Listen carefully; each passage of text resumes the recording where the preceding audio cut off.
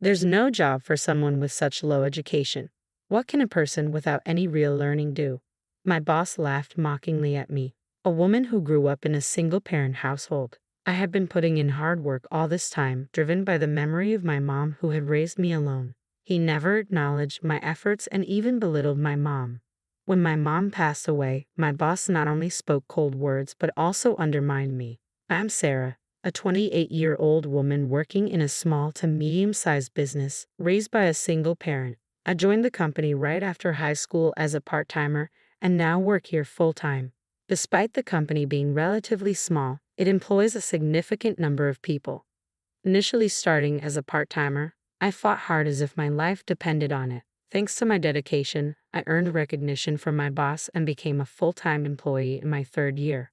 Even after becoming full-time, I continued to work diligently, not wanting to disappoint those who believed in me. By age 25, I was handling more responsibilities than my peers and gaining trust within the company. With decent pay and bonuses, I could take care of my mom and live comfortably. One day, my direct boss retired and a new boss, Christopher, was assigned. It was sad to part with the boss who had nurtured and recognized me. I felt a slight anxiety about getting along with the new boss, but my hard work spoke for itself. Above all, my retiring boss assured me he would speak highly of me to the new boss, easing my worries. On Christopher's first day, I was called into a conference room, expecting to discuss our working relationship. Instead, Christopher threw unexpected words at me. Are you Taylor, the high school graduate from a single-parent household who started part-time and worked your way up? It shocked me to be confronted with my background out of nowhere. Christopher's tone was intimidating, judgmental. My first impression of this new boss was not favorable, but knowing we would work together, I aimed to keep things professional. Yes, I am Taylor. I look forward to working with you, I replied with a smile, trying to deflect the comment. Uncertain about Christopher's character, I resolved to handle the situation calmly. However, Christopher continued with unkind remarks. A single-parent upbringing, huh? You probably can't handle this job. You didn't even go to college. What can an uneducated person like you do? I was taken aback by his harsh words. I was stunned. It was true that I came from a single-parent household and had only graduated from high school, but I had consistently performed well in my department. I may not have a higher education, but I've been delivering results in my job, I told Christopher. I have a high school diploma, but I believe my work speaks for itself. I acknowledge my limitations, but I am still achieving good results, I explained to Christopher. I noticed that, however, your previous boss seemed to favor you quite a bit, he said with a crude, lecherous look. Perhaps you used some seductive tactics to get ahead. Christopher's baseless accusation stunned me. That's not true. My previous boss mentored me to help me perform my job better. There was nothing inappropriate, I insisted, feeling insulted by Christopher's insinuations about someone who had supported and guided me. I couldn't comprehend why Christopher would attack me so harshly, but it seemed to be his nature. The prospect of working under such a boss troubled me deeply. Christopher smirked at me, making it clear he didn't hold me in high regard. Despite his disdain, I resolved to prove myself. From what I've heard, this boss believes in meritocracy, I thought. If I could demonstrate my value to him, there would be no grounds for further criticism.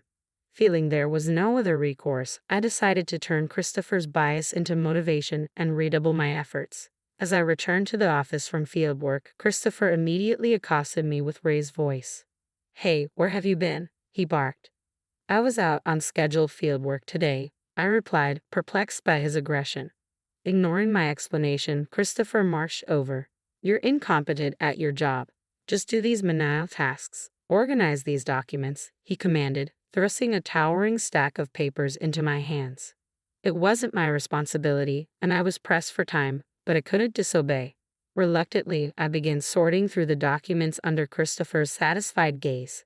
Perhaps sensing my compliance, he began heaping more administrative duties on me from that day forward. Whenever I attempted to focus on my core responsibilities, Christopher accused me of neglecting tasks or chastised me for minor errors. He even belittled me, saying, "You can't handle this because you're from a single-parent household."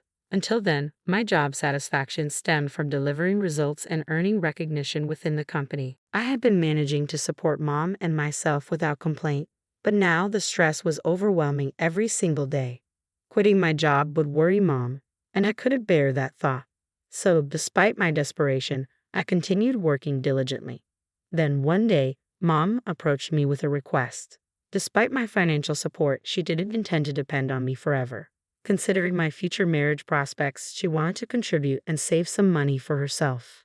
I couldn't refuse her, so I approached the company. Luckily, they were hiring an office worker at the time, which seemed like a perfect fit, unrelated to my department. Hoping to avoid dealing with my difficult boss, I arranged an interview for Mom, and she was successfully hired. Mom began her new role as an office worker at the same company where I worked.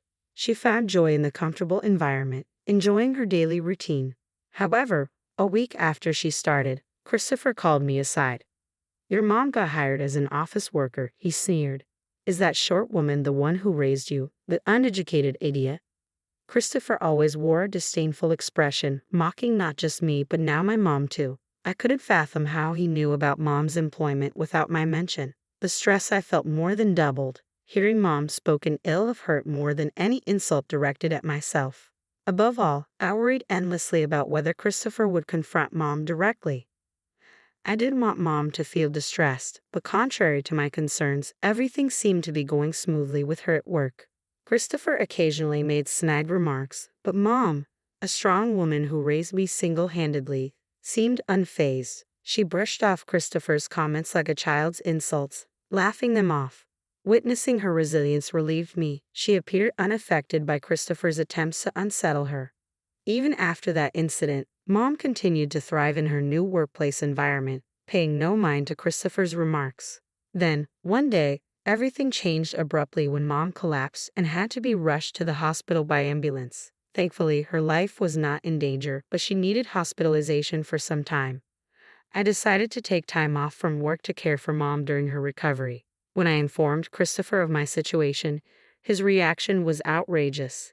"You plan to take time off for something so trivial? You must not take your job seriously," he scoffed, denying my request for leave. "I'll use the paid leave that I haven't taken yet. I'm the only one available to care for Mom," I asserted, despite Christopher's objections. Permission for the leave had already been granted by someone higher up than Christopher, who understood the gravity of the situation and supported my decision to be with Mom during this critical time.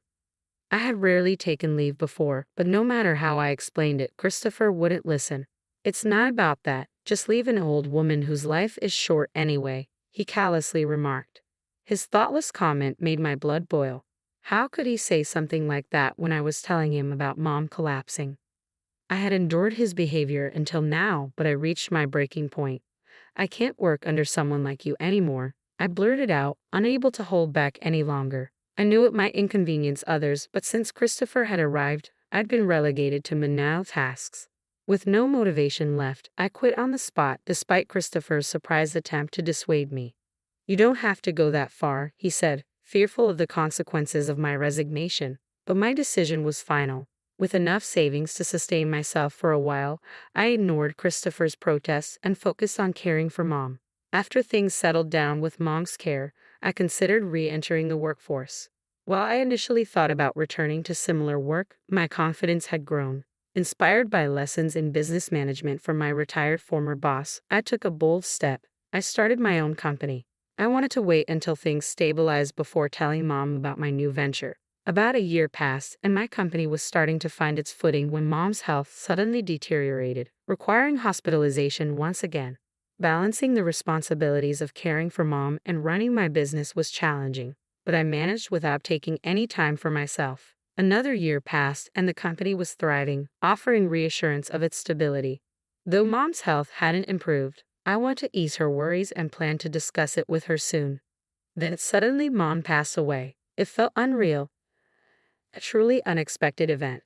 As her only child, I had no other family to rely on, so I had to quickly prepare to say goodbye.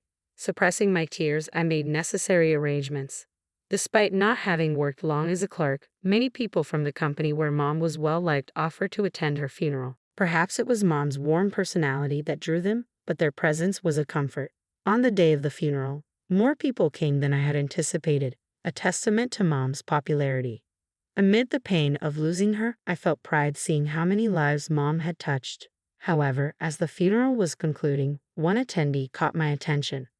"Long time no see. So that old woman finally kicked the bucket, huh?" I couldn't believe my eyes when I saw Christopher standing there, his words infuriating. Though he may have had some prior interaction with Mom, I hadn't invited him to the funeral, and couldn't fathom why he had come. I would never have invited someone like him to Mom's funeral. My old boss smirked at my stunned expression, the same disdainful look he wore when belittling our single-parent household. Unpleasant memories flooded back, and I could only glare at Christopher. Approaching me, Christopher handed over a bunch of flowers. "Here, some flowers. She may not have been able to give her daughter a proper education, but at least I can do this much." His words cut deep, delivered at such an inappropriate moment. I wanted to yell in anger but restrained myself. I couldn't let Christopher spoil Mom's funeral or inconvenience the other mourners. With a heavy heart, I accepted the flowers in silence. To my disbelief, the flowers looked like they had been hastily picked off the street. Had Christopher come all this way just to mock me like this? As Christopher saw my expression, his grin widened maliciously. That moment, my suppressed emotions erupted. I couldn't remain silent after hearing such disrespect toward my beloved Mom. "If this is how you truly feel about me, then I understand. In that case, I'll have to cancel our business deal with your company." Christopher stared blankly, clearly perplexed. "Deal? What are you talking about?" My former boss looked clueless, so I calmly explained the implications of my words. I had been asked by colleagues and seniors in the sales department to sign numerous contracts, though I want to terminate them all. "I need to reconsider our relationship with a company that employs someone like you," I declared firmly.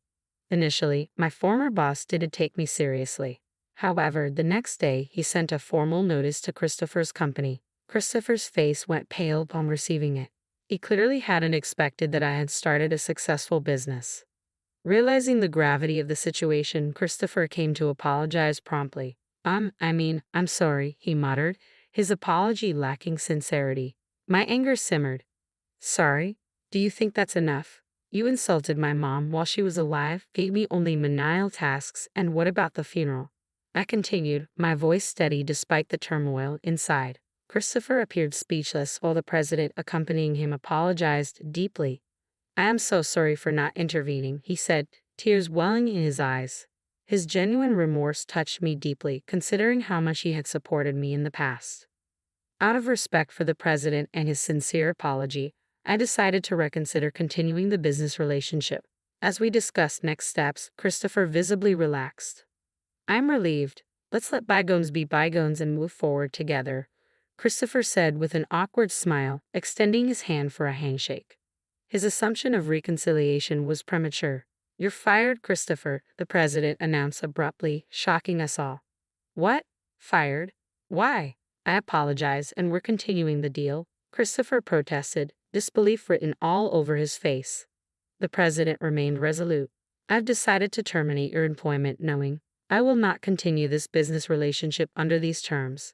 I agreed to proceed only out of respect for the president. "I want you to understand, I will never forgive you, no matter what you say," I asserted firmly. Christopher fell silent, visibly affected by my words. "It's the consequence of your own actions," the president interjected dismissively, leaving with a dejected Christopher in tow. The next day, it became apparent that my former boss had indeed been fired from the company. Shortly afterward, I received a resentful call from Christopher, lamenting the loss of his job and the challenges of finding new employment at his age. "You've ruined my life. Take responsibility for what's happened," he shouted angrily over the phone. In response, I made an unexpected proposal to the furious Christopher. "How about I hire you at my company? I can't offer much in terms of pay, but it seems you're out of options because of me." Upon hearing this, Christopher exploded with emotion and abruptly hung up. The idea of being employed by someone he had ridiculed must have been a deep humiliation for him. I didn't expect him to accept the offer. A month later, however, unable to secure another job, Christopher reached out to me and asked to be hired. It surprised me, but I decided to give him a chance. Now, in a role reversal, made Christopher experience the same menial tasks and lack of responsibility that I had endured. "Why do I have to do these menial tasks? Anyone could do this," he complained bitterly. Ignoring his protests, I kept him on simple tasks, reminding him, "If you can't handle these basic duties, you'll be dismissed for incompetence." The boss's orders are absolute. There's no room for defiance. Christopher appeared downtrodden, a stark contrast to his arrogant demeanor in his previous role. Eventually, unable to bear the humiliation, he quit the company. Reflecting on this experience, I realized the irony of Christopher facing what he had inflicted upon me. Treating others as he had treated me led to his downfall, a simple truth he failed to grasp. Meanwhile, my company continues to grow steadily and thrive. I've learned that persistent effort yields results, whereas without it, success remains modest at best. Whether one ends up like Christopher or not ultimately depends on understanding this fundamental